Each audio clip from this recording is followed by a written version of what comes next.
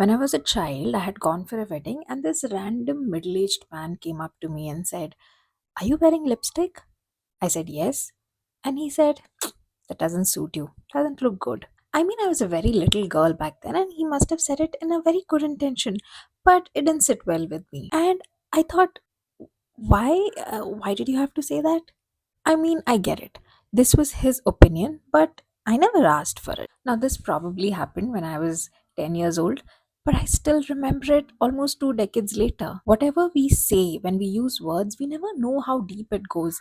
We never know what kind of an impact it makes on the other person. Sometimes it may be a very random, innocent remark, but you never know how the other person takes it. It may impact, affect, and hurt them in ways that you cannot even imagine. Even if it's not essentially hurtful, it can really change the way people think about themselves or look at themselves. It's like dropping a pebble in the ocean. You never know how deep it goes. What I mean to say here is that before you give your opinions or your feedback to someone, you first need to ask yourself, did they ask you for your feedback? And secondly, is it necessary? And third one, would it be hurtful in any way at all? You never exactly know the impact or outcome of your actions and decisions on other people. A lot of times we try to strike conversations and say things in good spirit, but we need to be careful.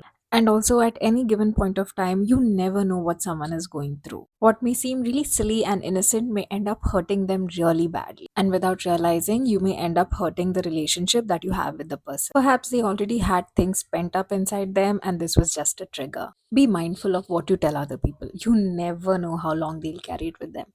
And, uncle, if you're watching, lipsticks look great on me. Just saying. I often make a script of my topics before I start recording, but I'm also enjoying doing these personal stories where I'm sharing videos of things that have really affected me in some way or the else. So let me know if you enjoy them, and I'll know what kind of videos I need to make for you. Bye.